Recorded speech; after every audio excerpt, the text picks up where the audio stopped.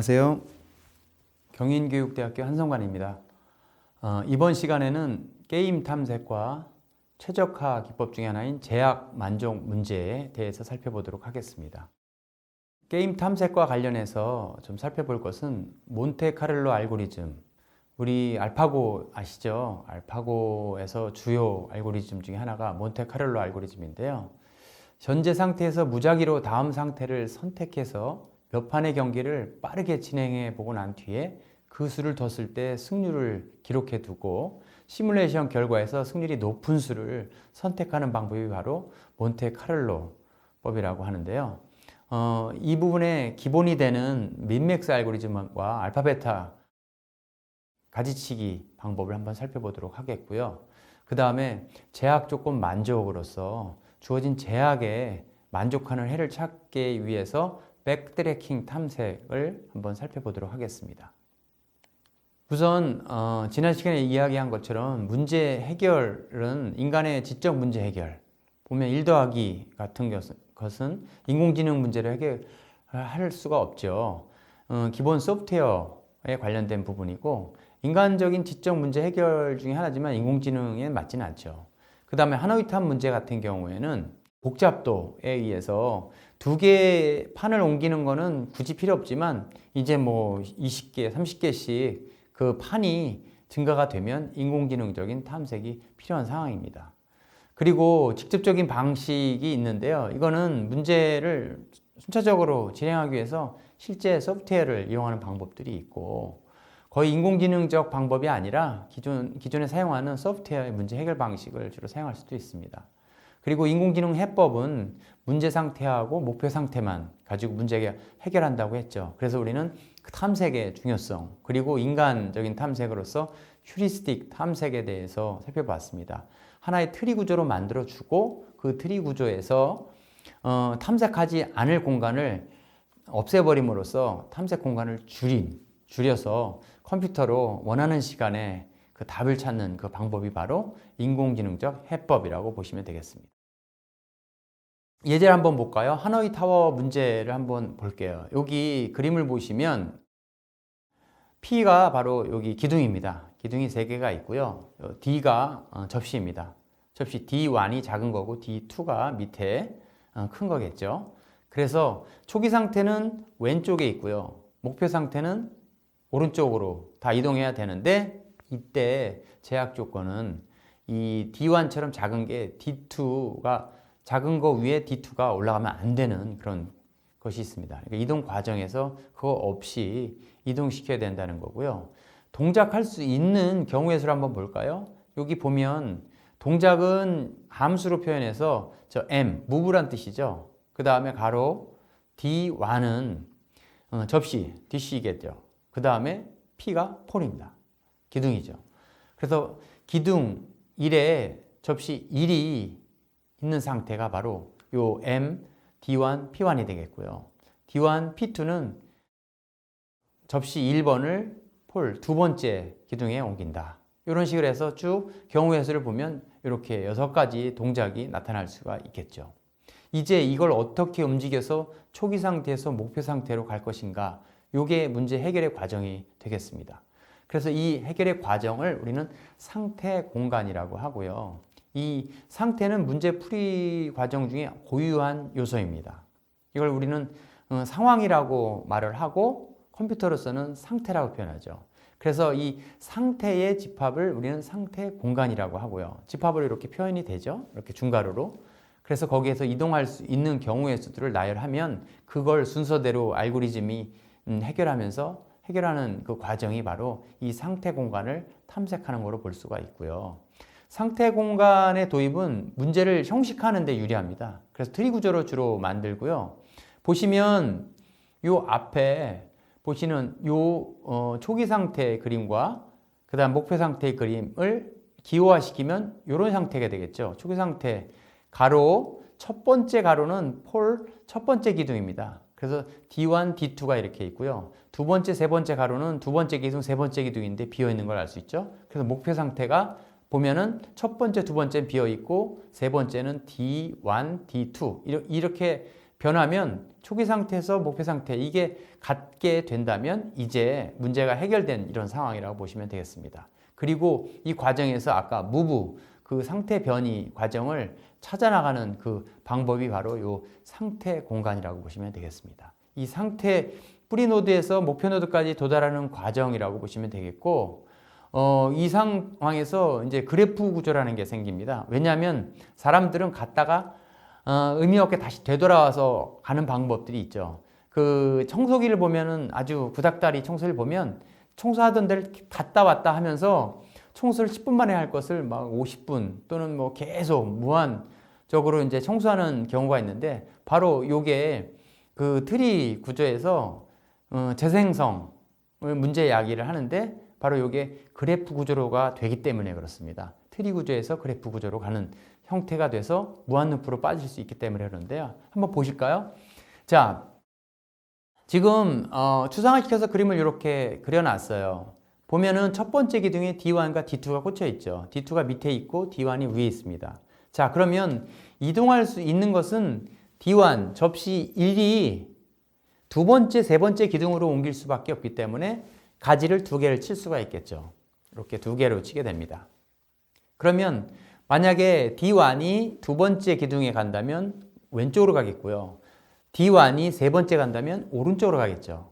그리고 나서 두 번째에서 D2, D1이 이렇게 하나씩 꽂혀 있을 때 밑으로 갈 수 있는 경우에서는 D2가 세 번째로 가는 경우나 D1이 D2로 다시 첫 번째로 가거나 D1이 세 번째로 가는 이 세 가지 경로가 만들어질 것입니다. 그리고 오른쪽 두 번째 계층의 오른쪽을 보시면 D2가 가운데로 갈 수도 있고 D1이 가운데 두 번째로 갈 수 있고 D1이 다시 첫 번째로 갈 수가 있는 상황들이 발생하죠.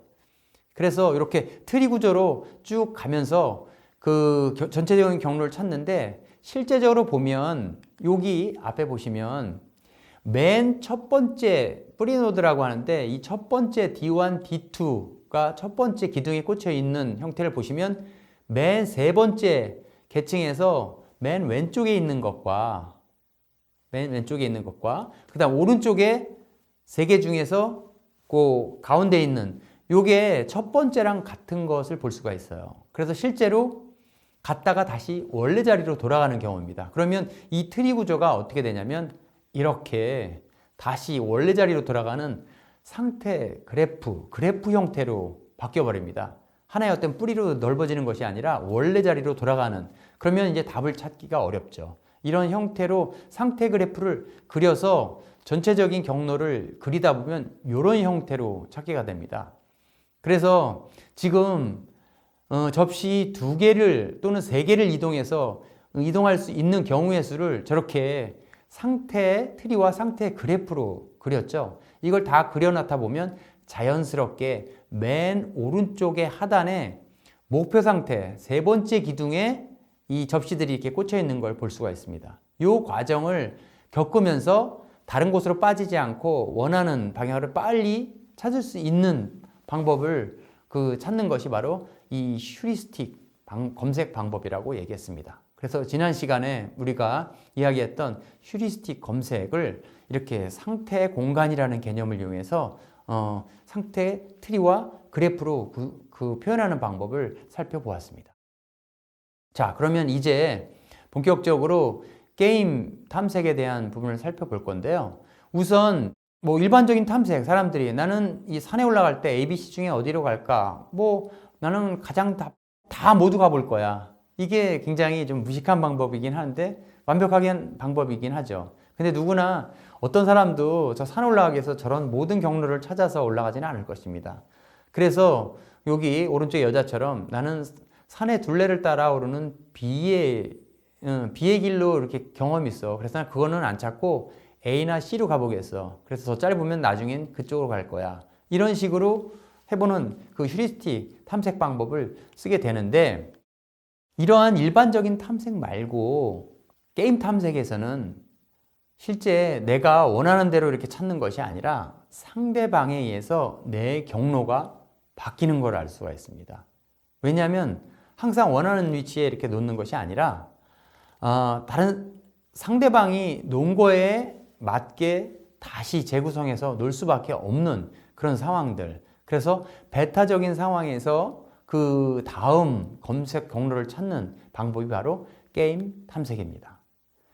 예, 그러면 요 화면을 보시면 틱택토의 그 트리 구조를 볼 수가 있습니다. 틱택토의 그 트리 구조를 보시면 첫 번째 트리 구조에서 동그라미가 놓을 수 있는 경우의 수는 총 9개가 되겠죠. 왜냐면 9칸이니까.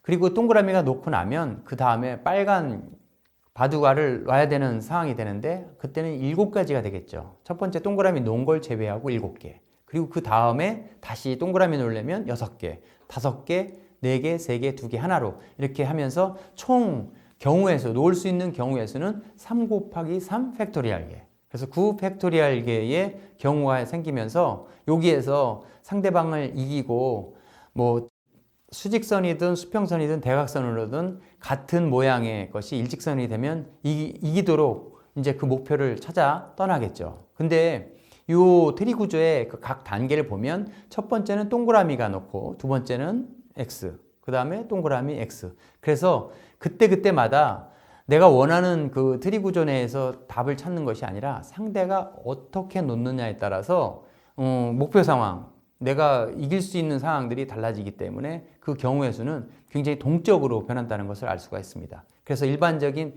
탐색 또는 휴리스틱 탐색보다는 더 복잡하고 어려운 것을 알 수가 있는데 이거를 해결하기 위해서 사용하는 방법이 바로 민맥스 게임 트리입니다. 민맥스 게임 트리는 여러분이 잘 아시는 바와 같습니다. 장기를 둔다고 보면 무조건 내가 유리한 수만 계속 두게 되면 뒤져. 왜냐하면 상대가 내가 무조건 유리하게 되면 상대는 나한테 불리한 수를 계속 놓기 때문에 결국 이기려고 하는 자는 나한테 유리한 게 아니라 상대가 안 좋아질 만한 수를 미리 두는 게 이길 수 있는 방법입니다. 이 방법이 좀 어렵게 민맥스, 최소 최대화 게임 트리라고 합니다. 그래서 게임 탐색에서는 어떤 식으로 접근하냐?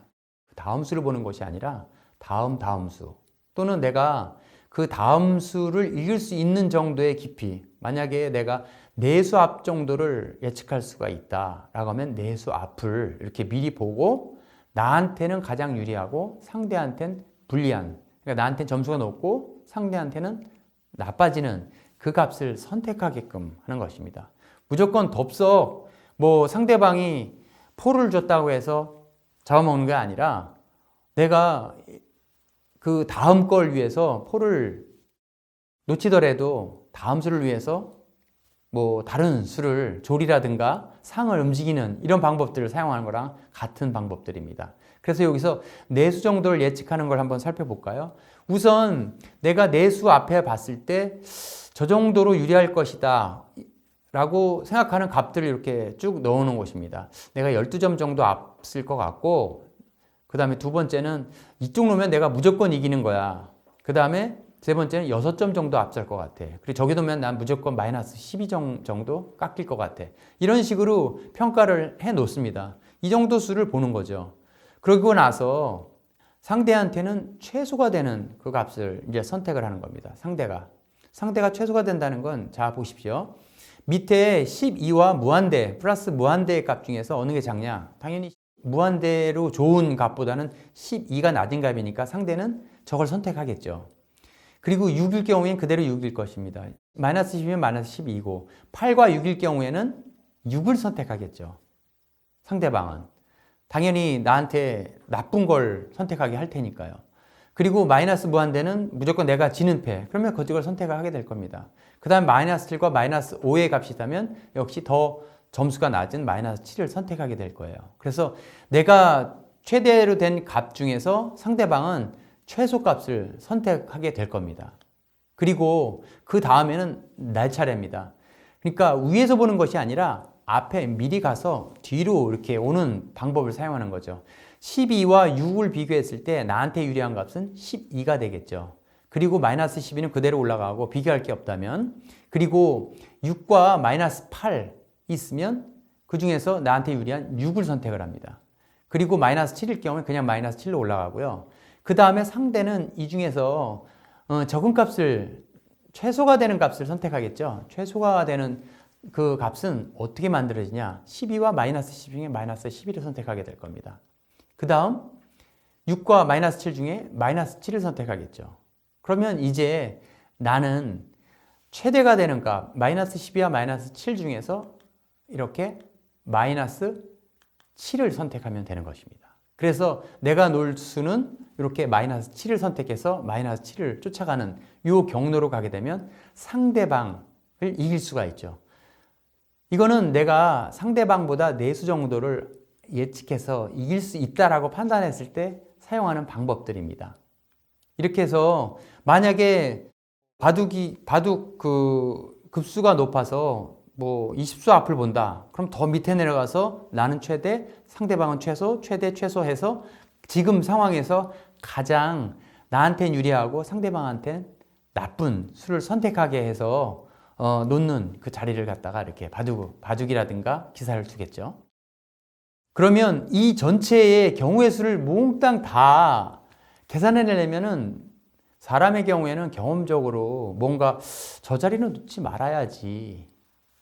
내한테 저건 놓아도 상관없고 저쪽에 뭐 상대방이 논다고 해도 무의미한 그런 것까지 계산할 필요는 없겠죠. 근데 컴퓨터는 그냥 알고리즘으로 그냥 이 계산만 하라 그러면 자연스럽게 모두 다 계산을 하게 됩니다. 그러면 어떤 문제가 발생하느냐? 아까 틱택토 같은 문제는 9 곱하기 9 팩토리얼 정도 또는 뭐 3의 뭐 9승 정도 값으로 이렇게 찾아내면은 쉬운데 바둑 같은 경우에는 19 곱하기 19 팩토리얼 이 수는 굉장히 작아 보여도 실제 계산해 보면 우주에 있는 원자의 수보다 훨씬 많습니다.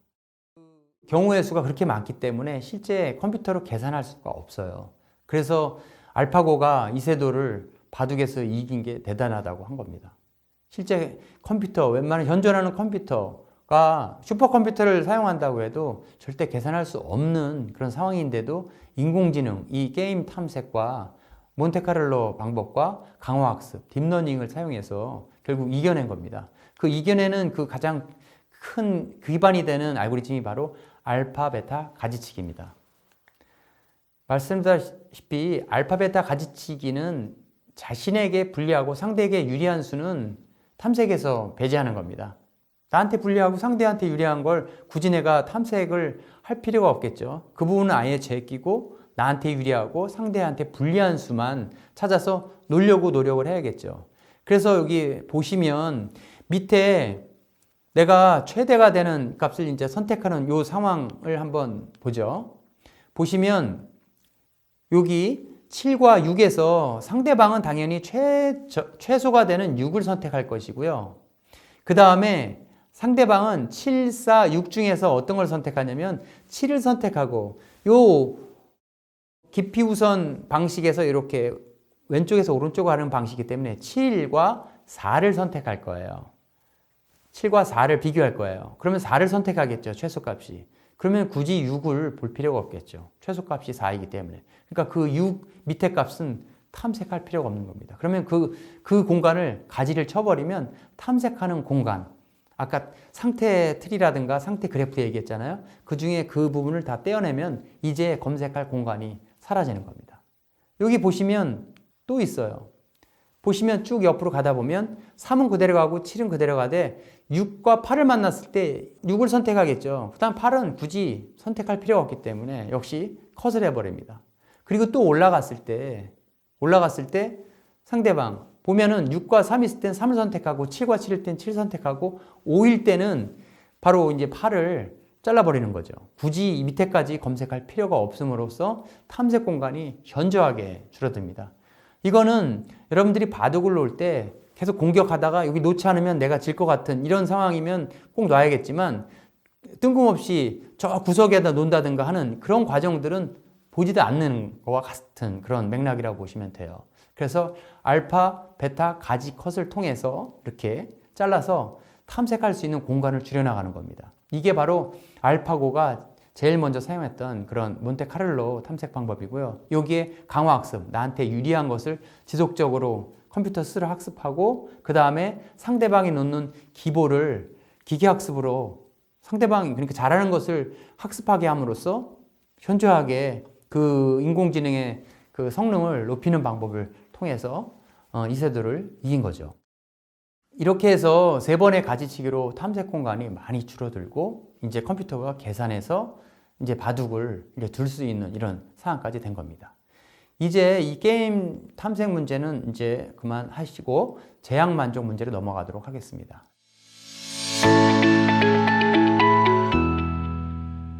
제약 만족 문제는 우리가 살면서 원하는 것만 이렇게 그 다음에 내가 아무 제약 없이 이렇게 살 수 있는 경우는 거의 드물죠.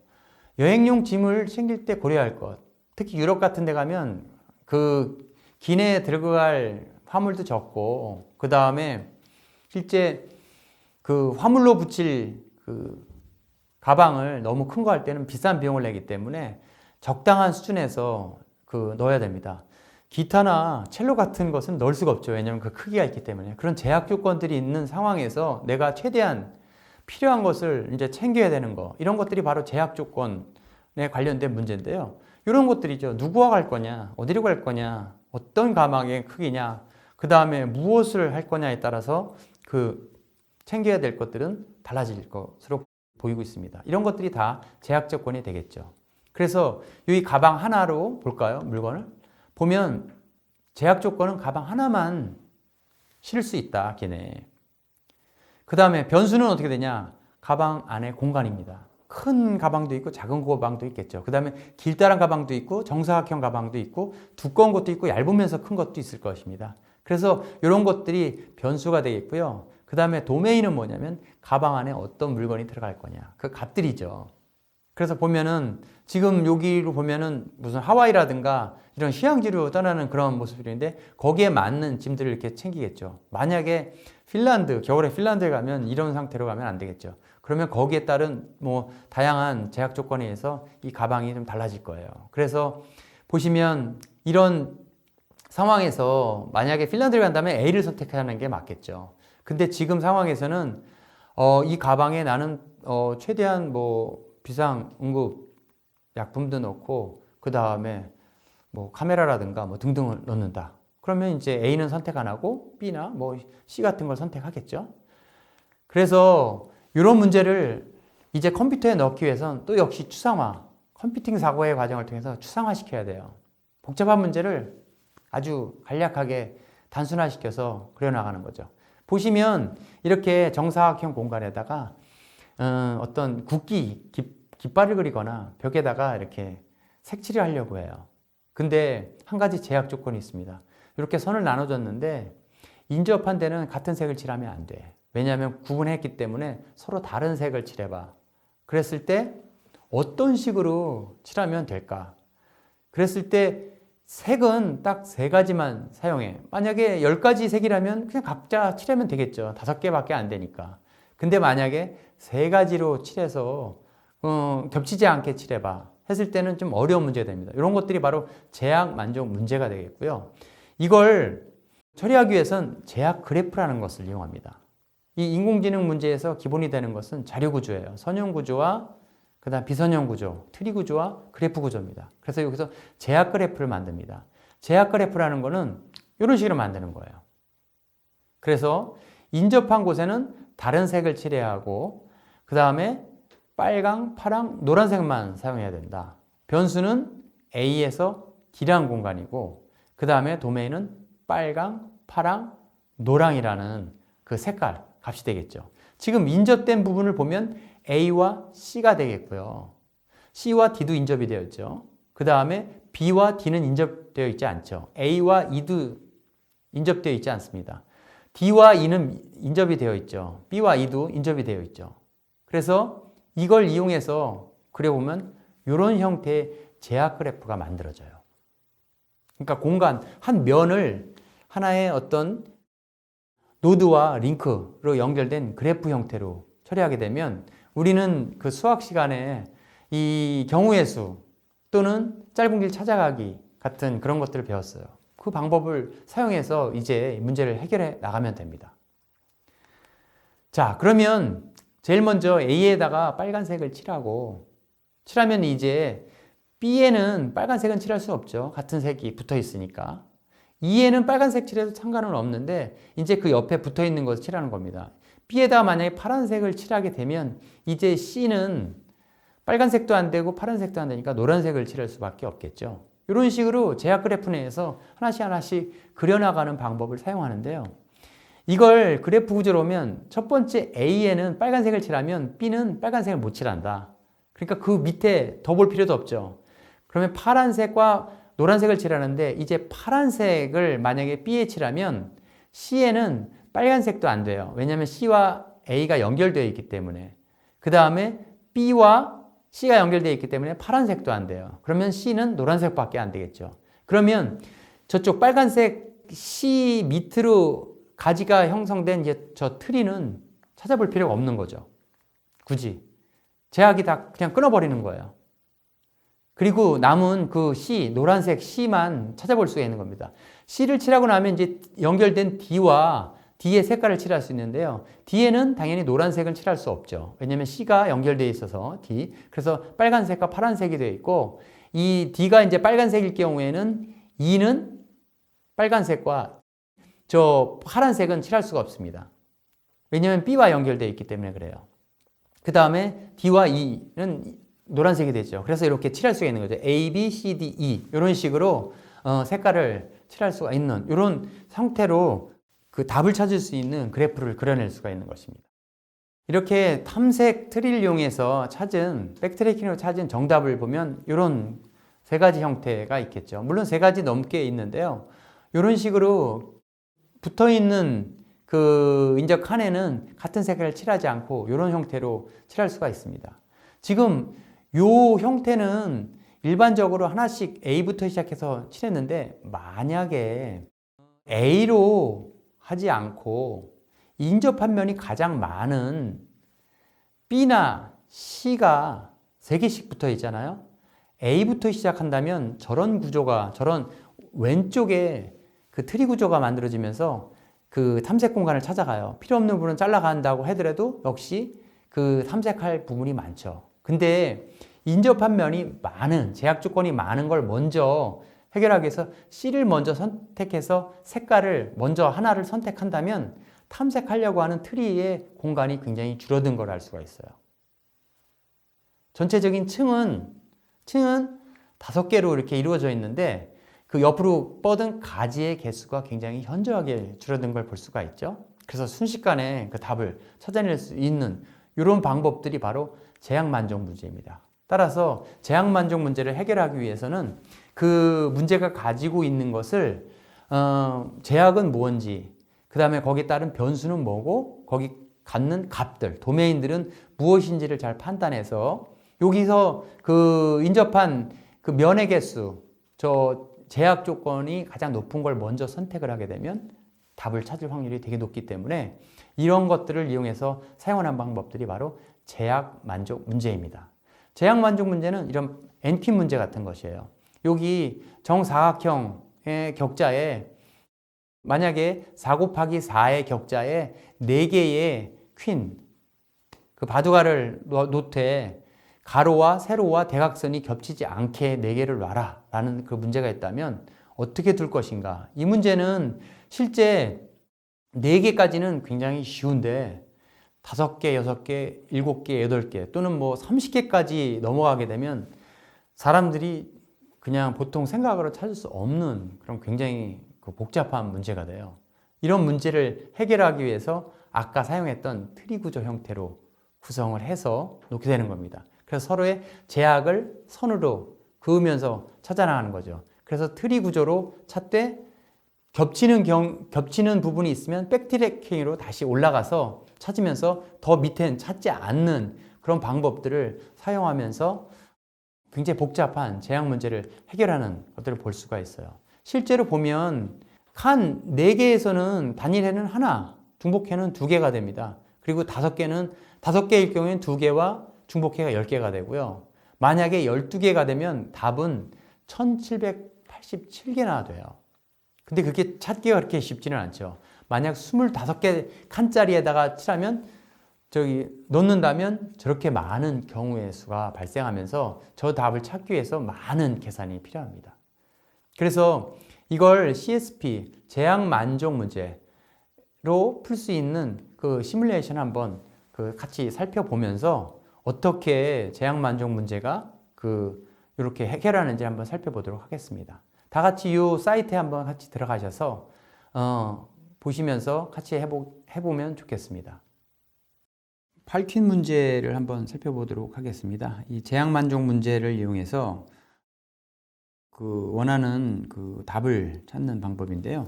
여기 사이트에 이렇게 가보시면 독일에서 만들었네요. 예, 가보시면 여기 판이 나와 있죠. 총 8개 판이 있어요. 나는 8개 판은 좀 힘들다. 4개로 해야겠다. 그러면 이제 해보는 겁니다. 매뉴얼로 한번 해볼까요? 내가 이렇게 찍고 그 다음에 놓을 수 있는 데는 어딜까요? 여기 못 놓겠죠. 왜냐면 가로 안 되고 세로 안 되니까. 역시 여기도 안 될 겁니다. 이렇게 하나씩 시행착오를 겪으면서 하다 보면 굉장히 비지능적인 걸 알 수 있어요. 사람이라면 이 제약 조건을 알고 있기 때문에 여기에 따른 뭐 이런 형태로 넣겠죠. 그 다음에 이런 형태. 그 다음 마지막 하나를 놔야 되는데 이제 놓을 데가 없습니다. 뭔가가 잘못되었다는 것을 알 수가 있겠죠. 이제 놓기만 하면 뭐 안 될 거예요. 처음엔. 그러면 이 많은 경우의 수를 다시 해야 되는 이런 문제들이 발생하게 되는데 이제 미리 답을 안다면 뭐 이런 식으로 가겠죠.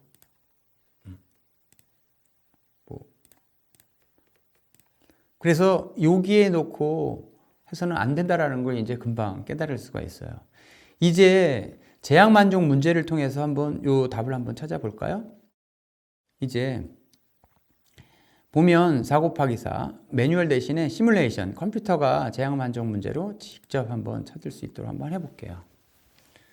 이렇게 하나 놓고 여기에 따른 제약들을 걸면서 가는 겁니다. 그래서 다시 백트래킹해서 다 안 됐을 때는 이 밑으로 내려가는 걸 볼 수 있죠. 예, 그래서 답을 바로 찾을 수가 있었죠. 자, 세 번째, 또 두 번째 답을 찾고 있습니다. 예, 이렇게 해서 찾았죠. 예, 지금 2413, 3124 이렇게 답을 찾는 걸 알 수가 있어요. 예, 이렇게 해서 2개밖에 없는 것을 알 수가 있죠. 만약에 6 곱하기 6을 하겠다. 아마 이건 사람도 찾기가 굉장히 어려운 문제 중에 하나입니다. 이거는. 잘 되는 것 같아도 이제 쉽지가 않죠. 상당히 어려운 문제예요. 사람에게도. 그래서 제약 만족 문제 6개면 굉장히 이제 계산량이 좀 많아지는데요. 한번 살펴볼까요? 이 속도를 좀 빨리 할게요. 이제 하나씩 첫 자리 놓고 탐색 공간을 찾아 나가는 겁니다. 그리고 예, 벌써 찾았네 하나. 예, 이렇게 해나가면서 제약이 부닥치는 이런 부분들은 놓지도 않죠. 탐색 공간을 굉장히 줄여가면서 찾는 걸 알 수가 있어요. 답도 금방 찾아냅니다. 예, 이렇게 계속 찾아내고 얘가 여기 6번째 갈 때까지 쭉 하겠죠. 그리고 마지막 예, 이제 없으니까 딱 4개의 답이 있는 것을 알 수가 있습니다. 이제 8 곱하기 8 문제 같은 경우에는 실제 사람은 풀기가 어려워요. 이거는 뭐 답을 외우고 있지 않는 이상 찾기가 굉장히 어렵습니다. 그래서 빠른 속도로 시뮬레이션에서 찾으면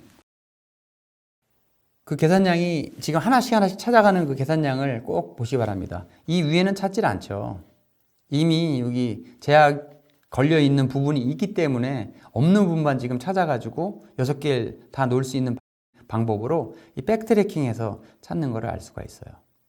그래서 실제 여기 놓고 하나씩 놓고 하는 그 전체적인 계산량 8 곱하기 8 팩토리얼 개수를 다 하지 않고도 정답을 찾아내는 이런 방법이 바로 제약 만족 문제입니다.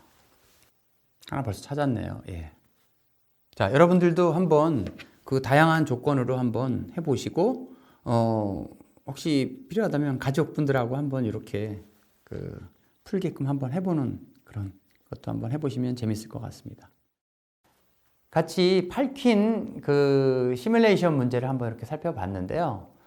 이런 식으로 여러분들이 실제 한 단계를 보면서 백트래킹으로 문제를 찾는 것을 알 수가 있었습니다. 만약 이런 방법 쓰지 않고 처음부터 끝까지 하나하나 다 놓는 경우의 수를 둔다면은 이렇게 8큐 문제 같은 경우에는 며칠이 걸려도 답을 찾을 수가 없는데 여기에서는 순식간에 답을 찾는 걸 알 수가 있었죠.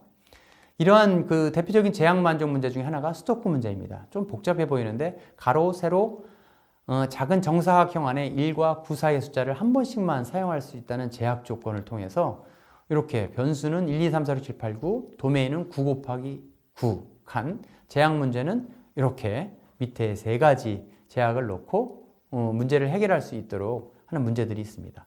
물론 이거는 사람들이 재미삼아서 머리를 쓰는 재미삼아서 하는데 인공지능 문제로서는 굉장히 쉬운 문제가 되겠죠.